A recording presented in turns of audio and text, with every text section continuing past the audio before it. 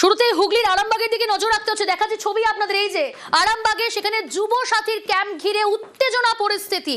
কিন্তু কেন এরকম পরিস্থিতি? যুব সাথীর ক্যাম্পে ভিড়ে উত্তেজনা, যে ছবি আপনারা দেখছেন আরামবাগের ছবি, সেখানে যুব সাথী ক্যাম্প, আর সেই ক্যাম্পেই যুব সাথীর ক্যাম্পেই ভিড়ে উত্তেজনা।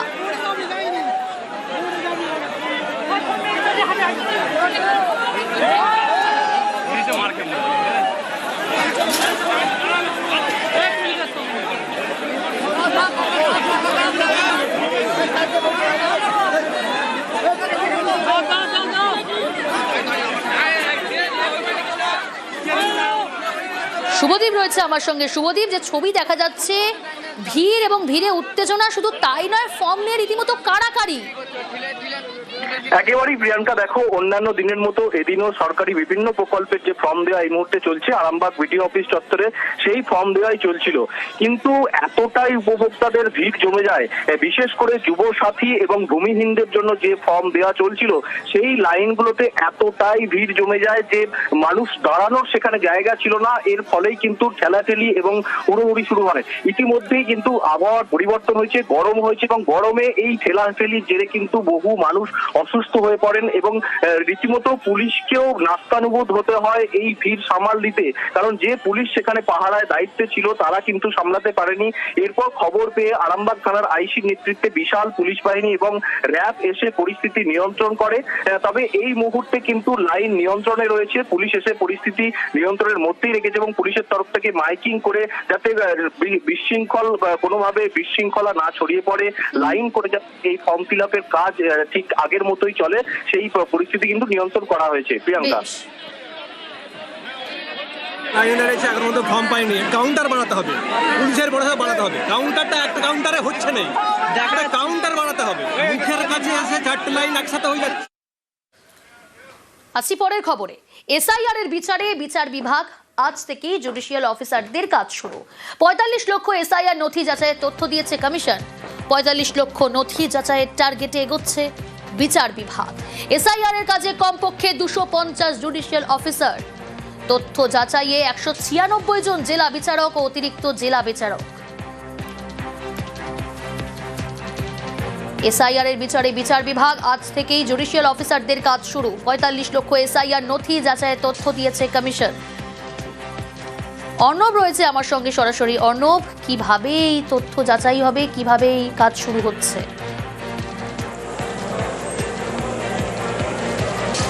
দেখো, শনিবার এক প্রস্ত খুব স্বল্প সময়ের জন্য যিনি ইসিআইয়ের প্রতিনিধি ছিলেন তিনি বুঝিয়েছিলেন জুডিশিয়াল অফিসারদের।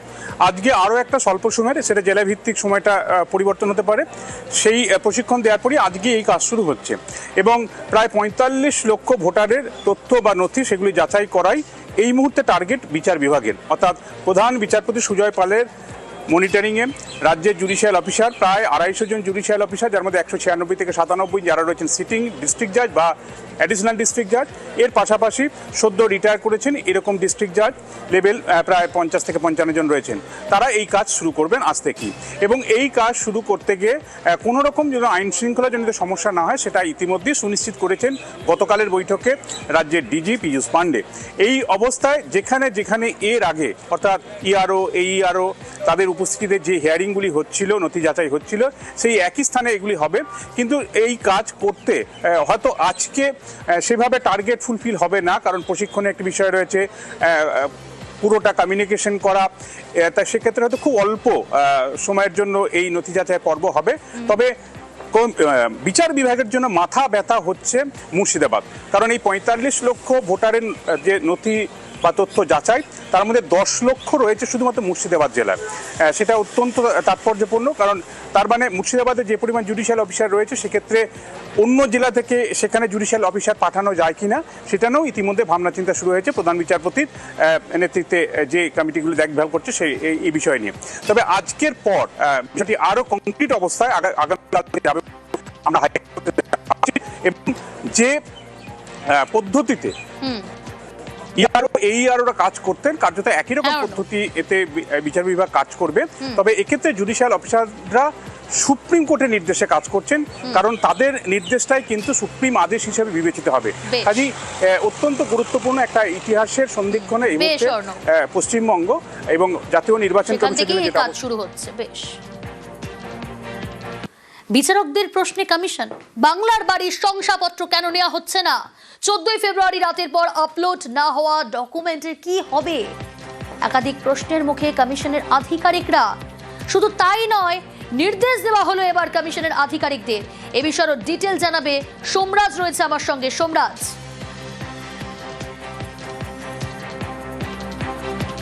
দেখো, যেটা কমিশন সূত্রে জানা যাচ্ছে যে গতকাল বিকেলবেলায় মাননীয় কলকাতা হাইকোর্টের প্রধান বিচারপতির নেতৃত্বে যে বৈঠক হয়, সেই বৈঠকে বেশ কিছু জেলা জজ বিচারক তারা প্রশ্ন রাখেন কমিশনের সামনে। প্রথমত, যে 14 ফেব্রুয়ারি পর্যন্ত শেষ সময়সীমা ছিল নথি আপলোডের, কিন্তু তারপরেও যে নথিগুলি আপলোড হয়নি সেগুলির কি হবে।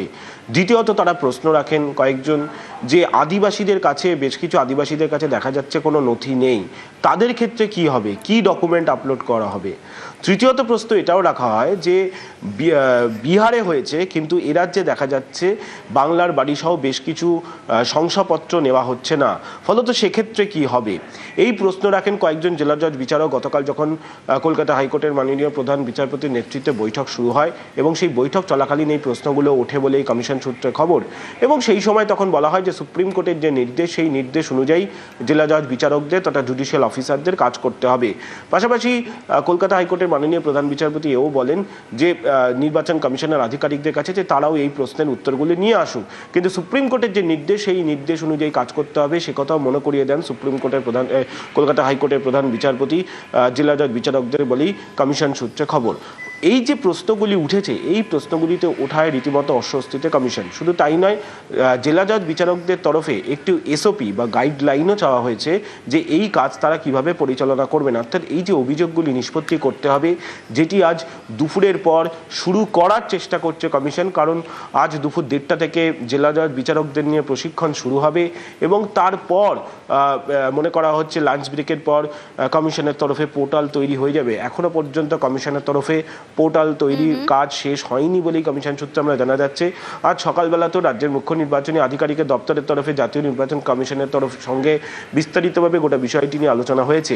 এখনও যেহেতু পোর্টাল তৈরি হয়নি, ফলত মনে করা হচ্ছে দুপুরের পর এই অভিযোগ নিষ্পত্তির কাজ শুরু করতে পারবেন জুডিশিয়াল অফিসাররা। তবে আপাতত দুপুর 1:30 থেকে যে প্রশিক্ষণটা শুরু হবে, সেই প্রশিক্ষণ জুডিশিয়াল অফিসারদের দেওয়া হবে, এবং তারপরেই মনে করা হচ্ছে যে অভিযোগ নিষ্পত্তির কাজ শুরু করা হতে পারে। সেই চেষ্টায়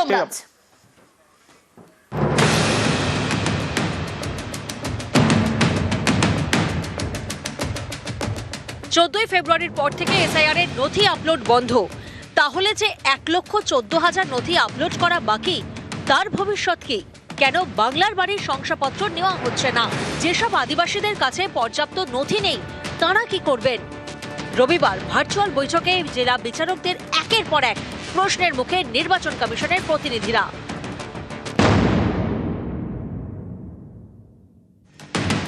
সুপ্রিম কোর্টের নির্দেশ, রাজ্যে এসআইআর এর বিচারে বিচার বিভাগ। সোমবার থেকে নথি যাচাইয়ের কাজ করবেন জেলা বিচারক এবং অতিরিক্ত জেলা বিচারকরা। তার আগে রবিবার কলকাতা হাইকোর্টে হয় ভার্চুয়াল বৈঠক। সেখানেই জেলা বিচারকদের একের পর এক প্রশ্নের মুখে পড়তে হয় কমিশনের প্রতিনিধিদের। জেলা বিচারকরা জানতে চান, 14 ফেব্রুয়ারি শুনানি শেষ হয়, রাত 12টায় কমিশনের পোর্টাল বন্ধ করে দেওয়া হয়। যে ভোটারদের নথি আপলোড করা যায়নি, সেই সংখ্যাটা প্রায় 1,14,000। এই 1,14,000 নথি কিভাবে আপলোড করা হবে? বিহারে সে রাজ্যে সরকারের দেওয়া জমির শংসাপত্র নেওয়া হয়েছে। পশ্চিমবঙ্গে বাংলার বাড়ি সহ রাজ্য সরকারের দেওয়া একাধিক শংসাপত্র নেওয়া হচ্ছে না কেন? আদিবাসীদের অনেকের কাছে প্রয়োজনীয় নথি নেই, তারা কি করবেন? জানা গিয়েছে এর কোনোটারই জবাব দিতে পারেননি নির্বাচন কমিশনের প্রতিনিধিরা। কলকাতা হাইকোর্টের প্রধান বিচারপতি তখন বলেন, এইসব প্রশ্নের উত্তর নির্বাচন কমিশনের থেকে নিয়ে আসবেন। এদিনের বৈঠকে সিদ্ধান্ত হয়, সোমবার থেকেই রাজ্যে এসআইআর এর কাজ শুরু করবেন জেলা বিচারক এবং অতিরিক্ত জেলা বিচারকরা। যুক্তিগ্রাহ্য তথ্য বিভ্রাটের নথি সহ আনুষঙ্গিক সমস্যা যাচাই করে দেখবেন। এখানে ওনাদের পোর্টাল রেডি হয়ে যাবে, ওনারা কালকে থেকে কাজ শুরু করে দিতে পারবেন। ওনাদের জন্য যে প্রশিক্ষণের ব্যবস্থা সেটা কালকে সকালে করা হবে। এদিন কলকাতা হাইকোর্ট থেকে বৈঠকে ছিলেন প্রধান বিচারপতি সুজয় পাল, বিচারপতি তপব্রত চক্রবর্তী, বিচারপতি অরিজিৎ বন্দ্যোপাধ্যায়, রাজ্যের মুখ্য সচিব নন্দিনী চক্রবর্তী, রাজ্য পুলিশের ডিজি পীযূষ পান্ডে। নির্বাচন কমিশনের তরফে ছিলেন রাজ্যের special roll observer Subrata Gupta, additional chief electoral officer. Virtually বৈঠকে যোগ দেন জেলা বিচারকরা। নিউজ 18 বাংলা। ভোট ঘোষণার আগেই মার্চে রাজ্যে 480 কোম্পানি বাহিনী, আর আজ বাংলার ভোটে বাহিনী নিয়েই গুরুত্বপূর্ণ বৈঠক কমিশনের। এ বিষয়ে ডিটেল জানার চেষ্টা করব। সোমরাজ রয়েছে আমার সঙ্গে। সোমরাজ, কোথায় কোথায় কিভাবে কাজ করবে বাহিনী, কোথায় কি বাহিনী মোতায়েন করা হবে?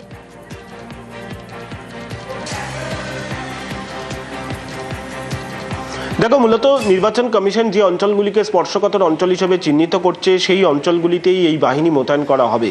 আগামী 1 মার্চ প্রথম পর্যায়ে যে 240 কোম্পানি কেন্দ্রীয় বাহিনী আসবে, মূলত এই বাহিনী প্রাথমিকভাবে যে জানা যাচ্ছে মালদা, মুর্শিদাবাদ ও 2 24 পরগনা জেলাতে মোতায়েন করা হতে পারে। পাশাপাশি সাম্প্রতিক সময় নির্বাচন চলাকালীন বা নির্বাচনের আগে নির্বাচন কমিশনের কাছে যে অতীত অভিজ্ঞতা রয়েছে, বিশেষ করে নির্বাচন চলাকালীন বা তার আগে বিভিন্ন ক্ষেত্রে অশান্তির ঘটনা, সেই অভিজ্ঞতাগুলিকে মাথায় রাখছে কমিশন। এছাড়াও এসআইআর শুনানির সময় যে অশান্তি বা সরকারি সম্পত্তির ভাঙচুরের ঘটনা ঘটেছে যে অঞ্চলগুলিতে, সেই অঞ্চলগুলিতেও কমিশন ভাবছে এই কেন্দ্রীয় বাহিনী মোতায়েন করা নিয়ে। পাশাপাশি 10ই মার্চ যে আরও 240 কোম্পানি কেন্দ্রীয় বাহিনী আসবে দ্বিতীয় পর্যায়ে, সেই বাহিনীর মধ্যে বেশিরভাগ অংশকেই উত্তরবঙ্গে মোতায়েন করার কথা ভাবছে কমিশন। যদিও এক্ষেত্রে রাজ্য পুলিশের কোনো প্রস্তাব আছে নাকি সে বিষয়ে রাজ্য পুলিশের থেকে জানতে চাওয়া হবে আজকের বিকেল 5টার বৈঠকে। যে বৈঠকে রাজ্য পুলিশের ডিজি, রাজ্য পুলিশের নোডাল অফিসার, এছাড়াও বিভিন্ন বাহিনীর দায়িত্বপ্রাপ্ত আধিকারিকরা, তার সঙ্গে রাজ্যের মুখ্য নির্বাচনী আধিকারিক এবং জাতীয় নির্বাচন কমিশনের দ্বারা নিযুক্ত স্পেশাল অবজারভার, যার নেতৃত্বেই মূলত আজ বিকেল 5টা থেকে এই বৈঠকটি হবে রাজ্যের মুখ্য নির্বাচনী আধিকারিকের দপ্তরে। আজকের বৈঠকের পরই চূড়ান্ত হয়ে যাবে 1 মার্চ যে 240 কোম্পানি কেন্দ্রীয় বাহিনী আসবে, সেই বাহিনী কোন কোন জেলায় কত পরিমাণে মোতায়েন করা হবে সেটা কার্যত সিদ্ধান্ত নেওয়া হবে আজকে গুরুত্বপূর্ণ বৈঠকে। বেশ সোমরাজ, আর এই নিয়েই রাজনীতির হাওয়া গরম।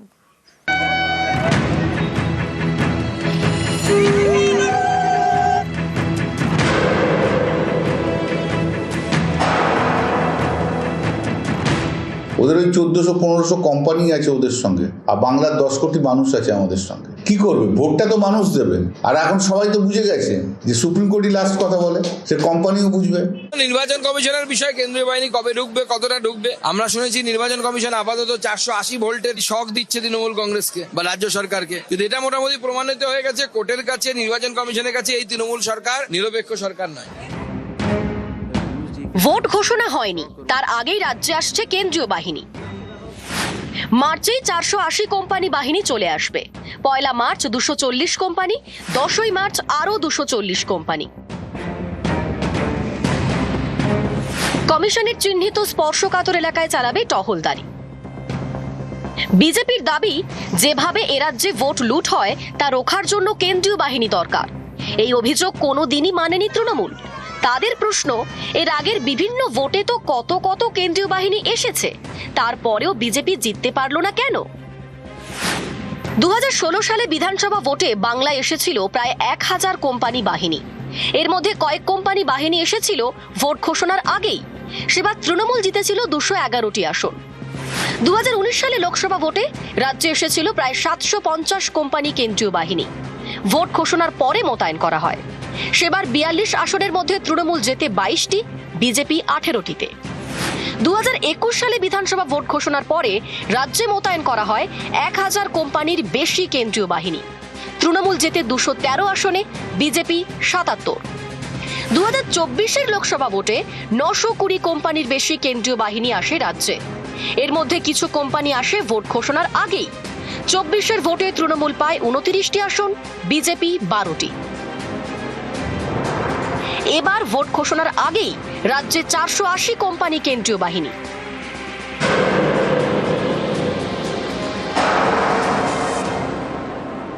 নির্বাচন কমিশনের বিষয়ে কেন্দ্রীয় বাহিনী কবে ঢুকবে, কতটা ঢুকবে? আমরা শুনেছি নির্বাচন কমিশন আপাতত 480 ভোল্টের শক দিচ্ছে তৃণমূল কংগ্রেসকে বা রাজ্য সরকারকে, কিন্তু এটা মোটামুটি প্রমাণিত হয়ে গেছে কোর্টের কাছে, নির্বাচন কমিশনের কাছে এই তৃণমূল সরকার নিরপেক্ষ সরকার নয়।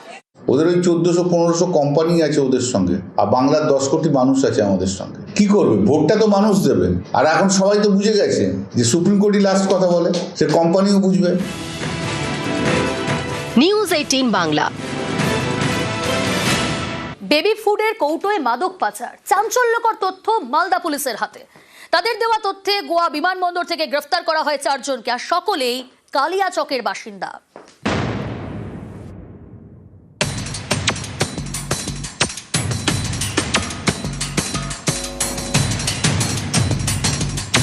মালদার ইংরেজ বাজারের কুমারপুর, কয়েক কিলোমিটার এগোলেই বাংলাদেশ। এমন একটি জায়গায় মাদক কারবারিদের ডেরা। সম্প্রতি সেই ডেরায় হানা দিয়ে ব্রাউন সুগার তৈরির প্রচুর কাঁচা মাল পায় পুলিশ।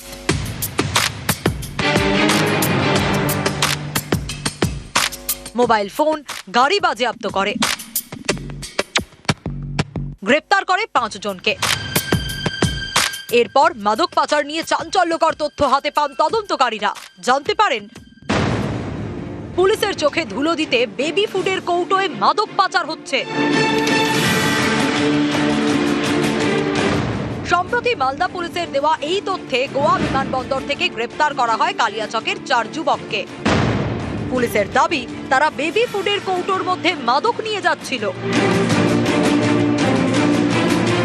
ইন্টারোগেশনে তাদের কাছ থেকে একটা জার রিকভারি করি, যে কন্টেনারে হারবাল লাইম নিউট্রিশন বলে লেখা ছিল, তার ভিতরে ওরা বলে যে এটা ব্রাউন সুগার আছে, কিন্তু আমরা দেখি সেটা একটা সিল্ড জার। আমরা সেটা সিজার করেছি। ডিউরিং ইন্টারোগেশন অফ দ্য ডালিম অ্যান্ড ভেনারুল আমরা দুটো জিনিস জানতে পারি। কলকাতা থেকে এই ব্যবসাটাকে মনিটর করছিল, এখানে তাদের বেশ কিছু র্যাকেটিয়ার্সের আমরা নাম পাই। কোথা থেকে আসছে মাদকের কাঁচা মাল আর কোথায় বা নিয়ে যাওয়া হচ্ছে, তদন্তকারীরা জানতে পেরেছেন সড়ক পথের পাশাপাশি বিমানেও মাদকের কাঁচা মাল পাচার করা হচ্ছে। মণিপুর থেকে কলকাতা, তারপর দিল্লি হয়ে গোয়া।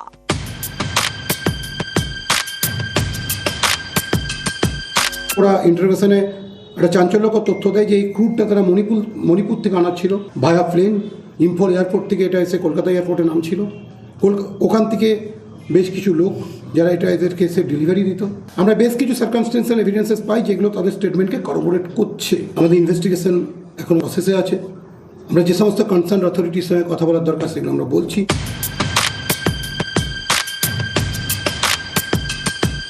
মালদা থেকে ক্যামেরায় লিপেশ লালার সঙ্গে সেবক দেব শর্মা, নিউজ 18 বাংলা। বানারহাটে গ্রেপ্তার 3 মাদক কারবারি।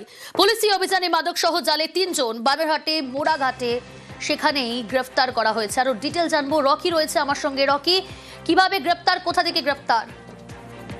তোমাকে বলে রাখতে চাইবো, বানহাটে ব্লকে কিন্তু এই ঘটনা রীতিমতো চাঞ্চল্য ছড়িয়েছে। ব্রাউন সুগার সহ 3 জনকে গ্রেফতার করেছে বানহাট থানা পুলিশ। পুলিশ সূত্রে যেটা জানা গিয়েছে, কয়েকজন ব্যক্তি একটি ছোট গাড়িতে করে মাদক নিয়ে বানহাট এলাকায় ঘোরাফেরা করছিল। সেই সময় মরাঘাট মোড় রেল লাইন সংলগ্ন যে কালী মন্দির রয়েছে সেখানে ধূপগুড়ি মহকুমার ডেপুটি ম্যাজিস্ট্রেটের উপস্থিতিতে নাকা চেকিং বসে এবং সেখানে সেই গাড়িকে আটক করা হয় এবং তাদেরকে কিন্তু যখন জিজ্ঞাসাবাদ করা হয় এবং তাদের সার্চ করা হয়, তাদের কাছ থেকে ব্রাউন সুগার সহ বেশ কয়েকটি জিনিসপত্র উদ্ধার করেন তারা। ইতিমধ্যে তাদেরকে গ্রেফতার করা হয়েছে এবং আজ জলপাইগুড়ি আদালতে তোলা হবে। গোটা ঘটনায় কিন্তু চাঞ্চল্য ছড়িয়েছে এবং নাকা চেকিং এ নজরদারি বাড়িয়েছে পুলিশ, এমনটাই কিন্তু পুলিশ সূত্রে খবর। প্রিয়াঙ্কা, একেবারে বেশ। আলিপুরদুয়ার শহরে সেখানেও মাদকের রমরমা কারবার। আলিপুরদুয়ারের চাপড়ের পাড় এলাকায় জালে 2। রাজকুমার রয়েছে, আরো বিস্তারিত জানাবে। রাজকুমার, কোথা থেকে কিভাবে গ্রেপ্তার এই মাদক কারবারিরা? দেখো প্রিয়াঙ্কা, একদমই গোপন সূত্রে খবর পেয়ে কিন্তু পুলিশের যে স্পেশাল অপারেশন গ্রুপ তারা কিন্তু এই অভিযান চালিয়েছে। অভিযান চালিয়ে 2 জনকে ধরেছে। প্রাথমিক তদন্তে যেটা জানা যাচ্ছে যে মালদা থেকে কিন্তু মাদক নিয়ে এসে কিন্তু এখানে বিক্রির ছক করছিল এবং আগে ভাগেই পুলিশ তা জানতে পেরে এই অভিযান চালায় এবং 2 জন গ্রেপ্তার হয়েছে। উল্লেখ্য, এই এলাকাতেই কিন্তু গত সেপ্টেম্বর মাসে একজন মাদক সহ এই ব্রাউন সুগার সহ বাড়িতে রাখা অবস্থায় কিন্তু গ্রেপ্তার হয়েছিলেন। ফলে আবারও একই এলাকায় ব্রাউন সুগারের রমরমা এবং 2 জন গ্রেপ্তার হয়। ব্যাপক চাঞ্চল্য ছড়িয়েছে এলাকায়। বেশ।